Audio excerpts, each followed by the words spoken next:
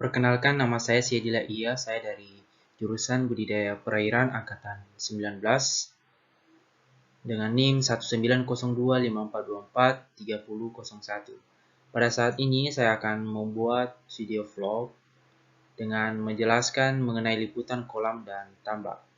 Nah, seperti yang berada di gambar ini adalah contoh daripada tambak keramba jari apung, ini ikan kerapu, dan ini adalah contoh dari gambar mendesain daripada kolam. Nah, pada kolam kita harus mengetahui apa itu kolam secara garis besar. Nah, secara garis besar, kolam merupakan satu faktor pendukung keberhasilan usaha budidaya ikan. Kolam sebagai habitat buatan yang dibuat agar ikan dapat hidup dan berkembang biak dengan baik. Nah, pada video ini saya akan menjelaskan bagaimana cara pemasukan serta pengeluaran air di dalam kolam.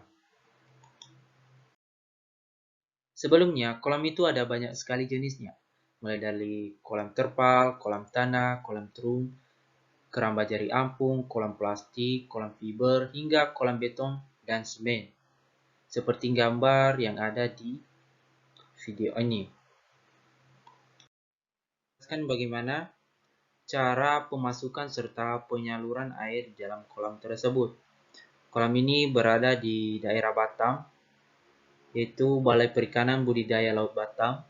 Organisme yang akan dibudidayakan ya seperti ikan kakap putih, ikan kerapu, lobster, dan lain-lain sebagainya.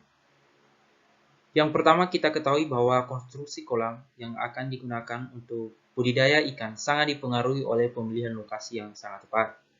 Untuk membuat kolam, maka tanah yang akan dijadikan kolam harus mampu menyimpan air atau kedap air sehingga kolam yang akan dibuat tidak mudah bocor. Bentuk kolam yang digunakan untuk membudidayakan ikan ada beberapa macam, antara lain kolam berbentuk segi empat atau 4 persegi panjang, berbentuk bujur sangkar, berbentuk lingkaran, atau berbentuk segitiga. Dari berbagai bentuk kolam ini harus diperhatikan adalah tentang persyaratan atau teknis konstruksi kolam. Di dalam kolam ada yang disebut dengan pematang kolam budidaya ikan. Pematang kolam dibuat untuk menahan massa air di dalam kolam agar tidak keluar dari dalam kolam tersebut. Oleh karena itu, kita harus lebih memilih jenis tanah yang akan digunakan untuk membuat pematang kolam harus kompak, sehingga kedap air serta tidak mudah bocor nanti apabila kolam yang sudah kita buat itu sudah siap untuk dipakai. Di dalam kolam, ada yang disebut dengan pintu air kolam budidaya ikan. Karena kenapa? Kolam yang baik harus memiliki pintu pemasukan air dan pintu pengeluaran air secara terpisah. Letak itu pun bisa berada di tengah-tengah kolam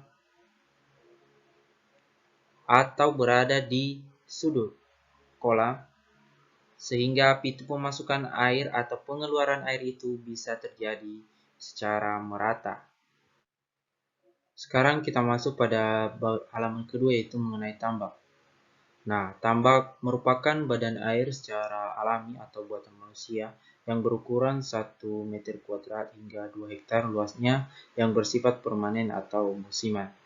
Nah, perlu kita ketahui bahwa tambak itu ada 3 bagian. Yang pertama itu tambak intensif, tambak elektif atau tradisional, serta tambak seni intensif.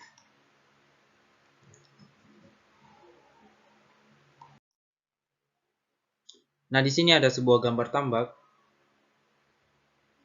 yang berada di Kecamatan Muaran Bada, Kabupaten Kutai Kartanegara, Kalimantan Timur, Dinas Perikanan dan Kelautan Kabupaten Kutai Kartanegara. Organisme yang dibudidayakan di dalam sini yaitu udang windu. Di sini ada 2 jenis gambar. Yang gambar pertama itu mengenai cara mendesain sebuah tambak serta cara pemasukan dan pengeluaran air di dalam tambak. Pemasukan dan pengeluaran air di dalam tambak tidak jauh beda seperti di kolam.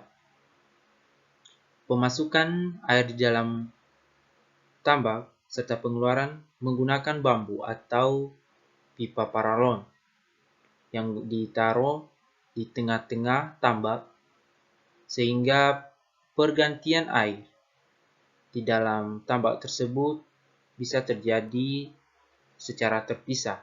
Namun posisi tambak agak miring sehingga air yang masuk serta air yang keluar itu bisa stabil sesuai dengan yang diharapkan oleh seorang budidaya. Mungkin itu saja penjelasan mengenai liputan wadah, kolam dan tambak budidaya ikan air tawar dan ikan. Segala bentuk kekurangan dan penjelasan mengenai liputan wadah budidaya ikan air tawar dan payo serta ikan air laut, saya mohon maaf. Saya ucapkan terima kasih.